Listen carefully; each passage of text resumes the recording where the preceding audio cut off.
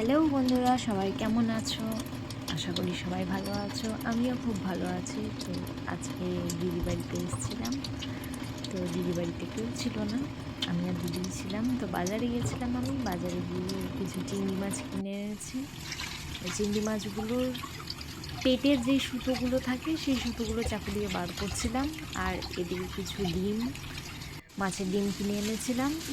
আর কিছু বাটা মাছ এনেছিলাম। বাটা মাছ আমার খুবই সুন্দর লাগে খেতে, বিশেষ করে বাটা মাছের ঝাল। তো এদিকে মাছগুলো সব পরিষ্কার করছিলাম আমি, আর দিদিকে একটু রেস্ট নিতে দিয়েছিলাম। তো আমি রান্নাবান্না করছিলাম। আমি দিয়ে কড়াই গরম করে দেখলাম যে তেলটা গরম হয়ে গেছে। দেন চিংড়ি মাছগুলো আমি ভেজে নিচ্ছিলাম। চিংড়ি মাছগুলো নুন আর হলুদ দিয়ে মাখিয়ে রেখেছিলাম। দেন এগুলোকে ভেজে নিচ্ছি। তো এগুলো একটু ভাজা মোটামুটি কমপ্লিট হয়ে গেছে। তারপরে প্যানের মধ্যে তেল গরম করে বাটা মাছগুলোকে ভেজে নিচ্ছিলাম। মোটামুটি এপিট ওপিট ভালো করে ভেজে তারপরে ভেজে নেওয়ার পরে এগুলোকে রান্না করবো। আর ভাজা মাছ খুব সুন্দর লাগে, বাটা মাছ ভাজা খেতে।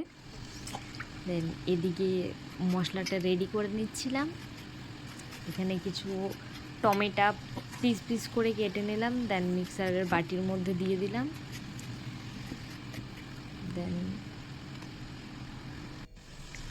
কিছু কাঁচা লঙ্কা, পেঁয়াজ আর তারপর সর্ষে ধুয়ে রেখেছিলাম বাটিতে, সর্ষে আর কিছুটা পোস্ত দিয়েছিলাম। দেন মশলাটা পেস্ট করে নিয়েছি।